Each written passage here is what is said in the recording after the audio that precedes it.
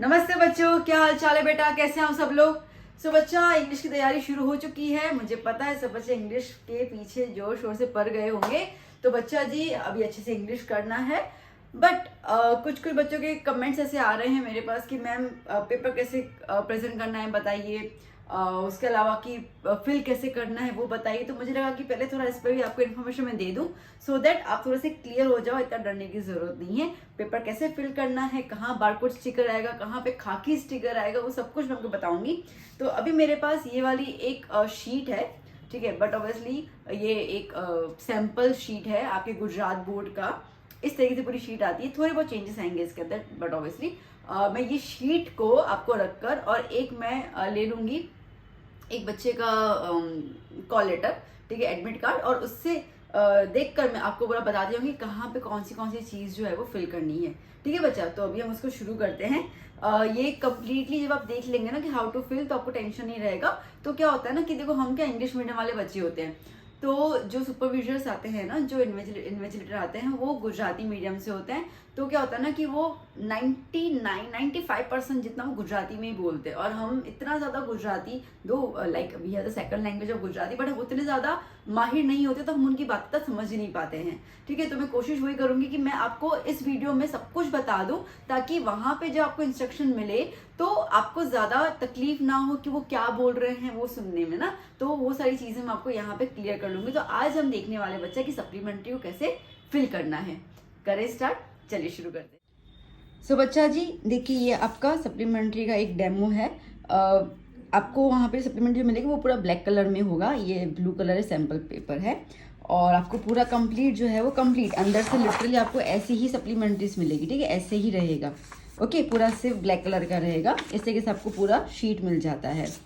Well, अब बेटा जैसे ये है, अब जैसे कि ये रहा एक बच्चे का मेरे पास पेपर, ओके, हॉल टिकट, और एक रहा अपना सप्लीमेंट्री। अच्छा बच्चा, अब ना क्या क्या चीज़ें करनी है वो, हालांकि ये जो लिखा हुआ है ना, नेम ऑफ द इंस्टीट्यूशन, तो ये बेसिकली बच्चों के लिए जो कोचिंग में जाते हैं ना, तो उनके लिए एक पेपर बनाया गया, तो वो तो अपन को लिखना नहीं होता है, तो ये वाला कॉलम अपने को नहीं मिलेगा। ठीक है, देखो क्या लिखा हुआ है यहाँ पे, બોર્ડની જવાબવાહીની માળખાને અનુરૂપ વિદ્યાર્થીઓને અંગત ઉપયોગ માટે, मतलब कि as per the boards answer book for the students personal use. Okay, अब देखो बेटा, यहाँ पे क्या है बेटा, केंद्र नंबर, ठीक है, केंद्र नंबर मतलब सेंटर नंबर। अब आपके हॉल टिकट में ना बेटा, आपके हॉल टिकट में देखो लिखा होगा, दिख रहा है आपको बेटा, ठीक है, ये रहा केंद्र क्रमांक, मतलब कि सेंटर नंबर। कितने लेटर्स हैं, 1 2 3 4, 4 लेटर्स का आएगा। तो यहाँ पे आप केंद्र सेंटर नंबर में क्या लिख दोगे, आपका सेंटर नंबर, जैसे यहाँ पर है 5028, तो 5028 मैंने यहाँ पर लिख दिया। ओके, यहाँ पे आपकी साइन आएगी, वहाँ पे लिखा होगा परीक्षार्थियों ने सही, तो आप वहाँ पे साइन कर देना। अब फिर आता है आपके पास बैठक नंबर, मतलब कि सीट नंबर। ठीक है, अब ये रहा आपका सीट नंबर, ये आपको लर्न हो जाना चाहिए लिटरली। ठीक है, ये आपका लर्न हो जाना चाहिए। वैसे आप 1 2 बार लिखोगे तो आपको लर्न हो जाएगा, बिकॉज आप जब फर्स्ट डे जाओगे ना, तो आपको इतनी बार ही सीट नंबर लिखना पड़ जाएगा, तो आपको मतलब लर्न हो ही जाता है। 2 पेपर के बाद तो पूरा आपको पेपर देखने की जरूरत भी नहीं पड़ती है। अब देखो बेटा, इसके अंदर कितने हैं, 1 2 3 4 5 6 7 8। यहाँ पे एक कम है, वैसे एक और यहाँ पे बॉक्स होना चाहिए था, तो मैं बना लेती हूँ। ठीक है, 1 2 3 4 5 6 7 8।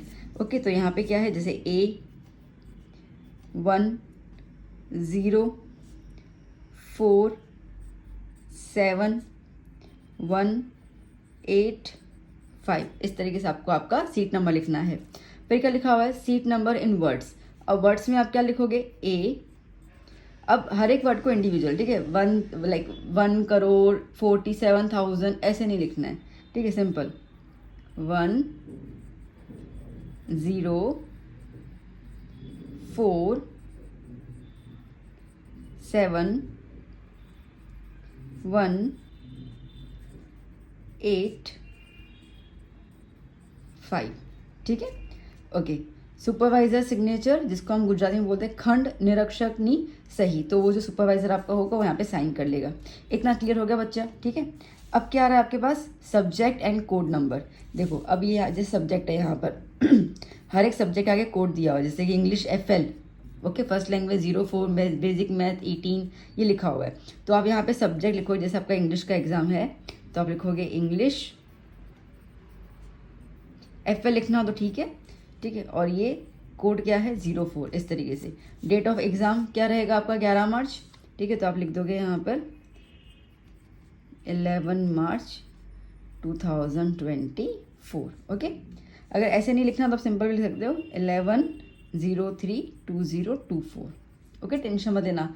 ये मैं बोला मैम हमने मार्च लिख दिया, 03 लिखना है, हमने 03 लिख दिया, मार्च लिखना था, मार्क्स काटेंगे। इसमें कौन मार्क्स काटता है, इसमें कुछ नहीं होगा, ओके। लैंग्वेज ऑफ आंसर किस लैंग्वेज में है, तो वैसे इंग्लिश का पेपर तो इंग्लिश में ही है, but as we are from the English medium, तो इसके लिए आपका जो लैंग्वेज होगा वो इंग्लिश ही होगा, ठीक है, इंग्लिश। डन, इतना क्लियर हो गया, ओके। अब यहाँ पे क्या बेटा, मेन आंसर बुक, ये आपका 1 आंसर बुक। हालांकि आपको ज़रूरत बहुत मुश्किल से पड़ती है, इतना कुछ ज़रूरत पड़ेगी नहीं आपको सप्लीमेंट्री की, बट अगर आप लेते हैं ना, स्पेशली मैथ्स में और साइंस में शायद ज़रूरत पड़ जाती है, ठीक है, स्पेशली मैथ्स में, तो आप यहाँ पे वो लिख देना। बच्चे यहाँ पे लिखना भूल जाते हैं, इसमें मार्क्स नहीं कटते हैं, समझ रहे हो मेरी बात, ठीक है। मेरे को लास्ट टाइम बहुत सारे बच्चे मैसेज कर रहे थे, मैम मैंने यहाँ पे ना जब एक्स्ट्रा सप्लीमेंट्री का मैंने लिखा ही नहीं, अब मैं क्या करूँ। इससे कोई फ़र्क नहीं पड़ता है। प्रॉब्लम कहाँ पे आती है, प्रॉब्लम ये आती है कि इन केस देखो आपको है ना यहाँ पे थ्रेड बांधना होता है, ठीक है, आपको स्टेपलर तो करना है नहीं। अब आपने थ्रेड बांध लिया तो आपने पीछे की तरफ जो है वो 2 सप्लीमेंट्री करके थ्रेड बांध दिया। अब क्या होता है ना, सप्लीमेंट्री बेचारी वो थोड़ी नाजुक होती है, ये तो फिर भी हट्टी कट्टी है ना, मजबूत है, वो तो छोटी सी नाजुक सप्लीमेंट्री होती है। तो नाजुक होती है, इसकी वजह से क्या होता है ना कि कई बार वो सप्लीमेंट्री फट जाती है, या अपन धागा थोड़ा लूज बांध लेते हैं तो कई बार धागा निकल जाता है।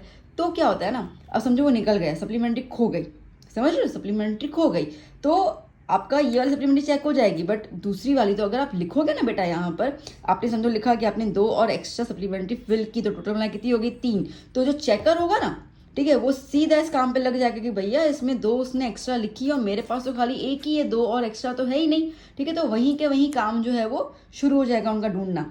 वरना फिर क्या होगा, अगर आप ये नहीं लिखते हो, इनकेस कुछ घटना घट जाती है तो किसी को पता ही नहीं है कि आपने कितनी सप्लीमेंट्री भर दी है, बात आ गई समझ में, ठीक है। तो इसकी वजह से क्या होगा ना कि वो लोग तो अच्छा 1 ही है, तो आपके मार्क्स, फिर आप बोलोगे मैं तो मेहनत बहुत अच्छी की थी, सब अच्छे, फिर मैं मार्क्स क्यों कम आए, ठीक है। अब मार्क्स आपके कैसे आए होंगे ना कि भाई चलो आपको 80 में से 75 चाहिए और आपके आए 65, तो भी आप बोलोगे कि ठीक है अभी कहाँ मैं पेपर खुलवाने जाऊँगा, ठीक है। तो हम खुलवाने जाएँ, तो ये चीज़ ना हो, इसके लिए please mention your extra supplementary over here, plus करके जितना टोटल आपका बनता है वो लिखोगे, for any kind of incident, अगर कुछ होता है फ्यूचर में तो आपको काम पड़ेगा। इतना समझ में आ गया, चलो, well and good. Now read the instruction for candidate and affix the barcode sticker here, ठीक है। अब यहाँ पे लिखा हुआ है, तो बेसिकली जो आपके यहाँ पे इंस्ट्रक्शंस दिए होंगे ना वो आपको पूरा बताएंगे। अब क्या क्या है वो आपको बता देती हूँ, ठीक है। तो वेल आपको सब कुछ ये बताएंगे कि भैया यहाँ साइन कर दो, यहाँ सेंटर नंबर लिख दो, ये सब जो मैं आपको बताया वो पूरा आपको बताएंगे। जब आप ये पूरा कंप्लीट कर दोगे ना, फिर व्हाइट कलर का एक, जितनी ये लेंथ है ना बेटा, ये जो रेक्टेंगल शेप आपको दिख रहा है, रेक्टेंगल शेप में व्हाइट कलर का पूरा यहाँ पे एक स्टिकर लगाया जाता है, इसको हम कहते हैं बारकोड स्टिकर, ठीक है। वो मेरे पास है नहीं अभी एक्चुअली, ऐसे बाहर मिल जाता है, सेम सप्लीमेंट्री मिलता है, बट आई ट्राइड, बट मुझे मिला नहीं, तो मैं ठीक है चलो जो मुझे मिल रहा है मैं आपको एटलीस्ट वहाँ से तो आपको गाइडेंस दे दूँ। तो पूरा एक वाइट कलर का स्टिकर आपको यहाँ पे लगाना होता है ना। अब आती है आपके पास बहुत इंपॉर्टेंट बात, क्या है कि जब आपके पास स्टिकर है ना बेटा, तो ध्यान देना, क्या करना है ध्यान देना, ठीक है। सबसे पहले आप वहाँ पे अपना कोड देखोगे, आपका नाम वाम कुछ नहीं होता, ठीक है, कोड होगा। आपकी सप्लीमेंट्री है नहीं, सप्लीमेंट्री उस पर एक नंबर लिखा होगा, आपकी सप्लीमेंट्री पे एक नंबर लिखा होता है, ठीक है। वो आपकी सप्लीमेंट्री का नंबर वहाँ पे लिखा होगा, वो चेक करोगे आपकी वही नंबर है कि नहीं, लिटरली आप चेक करोगे, किसी के भरोसे नहीं रहना है आपको, ठीक है। क्यों, क्योंकि देखो बेटा आप ये जो भी नाम वाम लिखते हो, जो भी नहीं, सब कुछ हाइड हो जाता है। एक तो बारकोड आया, उसके ऊपर फिर एक ना वो ब्राउन खाकी कलर का एक स्टिकर आता है, ठीक है। तो आपकी कोई पहचान ही नहीं होती है, समझ, आपकी कोई पहचान नहीं होती है यहाँ पे। तो इसके लिए सप्लीमेंट्री नंबर, ये सप्लीमेंट्री आपकी पहचान है ना, ये आपका डॉक्यूमेंट है। तो सप्लीमेंट्री नंबर वहाँ पे आप चेक कर लोगे कि भैया जो मुझे मिली है वो सेम है कि नहीं है। आपका जो कोड नंबर होगा, सेंटर नंबर, वो आप चेक कर लोगे। साइड की साइड डिटेल्स आप चेक कर लो, तीन जितनी डिटेल्स रहेंगी, और उसके बाद आप स्टिकर लगाओगे। इतना समझ में आया, ठीक है। अच्छा, अब जैसे कि बेटा ये वाला है आपके पास, ठीक है। अब यहाँ पे आप देख सकते हैं बारकोड स्टिकर ऊपर छापेल उत्तरवाही नंबर, आया समझ में यहाँ पर, ठीक है। तो बारकोड नंबर जो मैंने कहा स्टिकर पे आपकी सप्लीमेंट्री जो है ना उसके बारकोड नंबर लिखा होगा, बारकोड नंबर आपकी सप्लीमेंट्री का नंबर लिखा होगा। तो वो नंबर आप यहाँ पे लिटरली लिखोगे, ध्यान से हर एक लेटर 1 0 3 4 जो भी है वो ध्यान से लिखोगे, क्योंकि उसके बाद यहाँ पे साइन आएगी आपके इन्विजिलेटर की। अगर एक बार साइन आ गई तो ये वाला नंबर चेंज नहीं हो सकता है, ठीक है, गचरम नहीं चलता है। तो ये आपके लिए ज़रूरी है।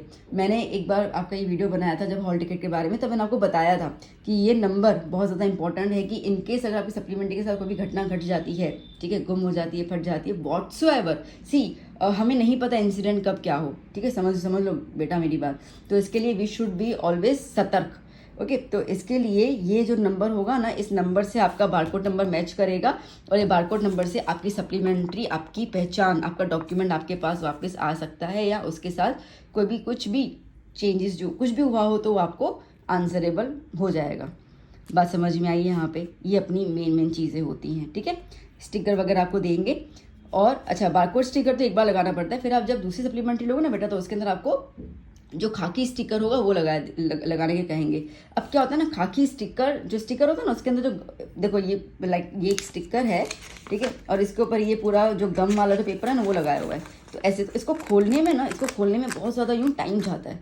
तो हम लोग क्या करते हैं ना बच्चा, हम लोग जब पेपर लिखते हैं, भले क्लास में भी, कोचिंग में भी, स्कूल में भी, तो तब तो हमें कोई स्टिकर दिया नहीं जाता, तो हमको वो हैबिट नहीं होती। तो हम लोग 3 घंटे को ऐसे अपन टाइम मैनेज करके ठीक है अपना ख़त्म हो जाए।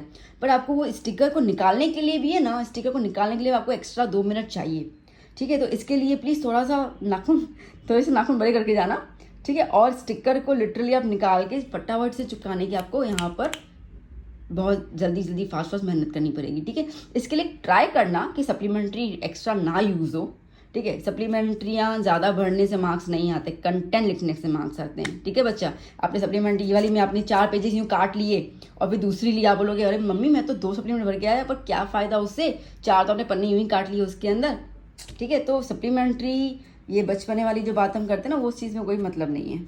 इतना समझ में आया? बाकी ये वाला जो कॉलम रहता है वो तो पूरा आपके एग्जामिनर का रहता है, वो मार्क्स वगैरह लिखना ही है वो। डन? क्लियर? ओके, अब आते हैं पीछे की तरफ, ठीक है। आपने पेज टर्न करना है। हालांकि मैं प्रेजेंटेशन पूरा बताऊंगी इंग्लिश का कैसे करना है, कल मैं आपको वीडियो दे देती हूँ, बट अभी एक हल्की बात है, इस पेज पे ना मत लिखना कुछ भी, ठीक है, क्योंकि यहाँ पे आपका स्टिकर वगैरह आता है ना, तो आधा तो हल्का फुल्का, मतलब ये आधा तो उसमें ही जकड़ जाता है, तो मत ही लिखना। शुरू करना आप इस पेज से, ठीक है, शुरू करना आप यहाँ से। हमेशा बेटा सेक्शन जो होगा वो आप यहाँ लिखोगे, यहाँ पे मत लिखना। बहुत सारे बच्चे यहाँ पे लिख के आते हैं, ये ना, ये जो चेकर होता है ना, एग्जामिनर, उसके लिए होता है, आपके लिए नहीं है, ठीक है बेटा। तो आप यहाँ पे लिटरली लिखोगे, जैसे आप स्टार्ट कर रहे हो सेक्शन ए, ठीक है, और इस तरीके से आप अच्छे से बॉक्स बना दोगे। प्रेजेंटेशन में आपको एक नेक्स्ट वीडियो में बता दी हूँ, जैसे हल्का को बता रही हूँ, तो आप यहाँ से स्टार्ट करोगे। ओके, आपका ख़त्म हो जाएगा, टर्न द पेज।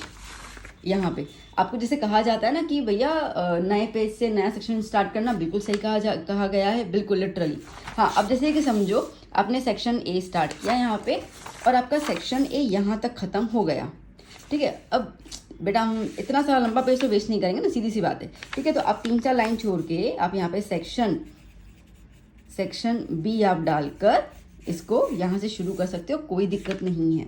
हाँ, अब जैसे यहाँ तक आपका आ गया, अब इतना कोई सेंस नहीं बनता ना, then go for the next page. इतना समझ में आया? क्लियर हुआ यहाँ पे? ठीक है, तो इस तरीके से आपको पूरा सप्लीमेंट्री भरना होता है, ठीक है बच्चा। यहाँ तक पूरा समझ में आया कैसे फिल करना है? तो मेन अपना वीडियो जो है वो आगे वाला है, ठीक है। ये पूरा आपको अच्छे से फिल करना मैंने सिखा दिया, बस इतना ही है। पहले एग्जाम में आप जाओगे, करोगे तो आपको हैबिट हो जाएगी, इतना घबराने वाली कोई भी बात नहीं है, ठीक है बच्चा। चलो अब मिलते हैं हम लोग नेक्स्ट वीडियो में, जहाँ पे मैं आपके साथ कुछ और नॉलेज शेयर करूँगी। वीडियो कैसा लगा ज़रूर बताइएगा। Do share this video with your friends, क्योंकि सबके सब बेचारे नए हैं ना, सब पहली बार एग्जाम दे रहे, सबके सब नर्वस होंगे। तो जितना हम मदद करेंगे दूसरों की, उतनी हमें खुशी मिलेगी और उतना भगवान जो है वो हमें आशीर्वाद देंगे। तो बच्चा ये वीडियो शेयर करके जो भी आपके फ्रेंड्स हैं वो कोई दुविधा में है तो उनसे उनकी दुविधा आप ख़त्म कर सकते हैं। और मैं मिलती हूँ आपको नेक्स्ट लेक्चर में। Till then bye bye, take care.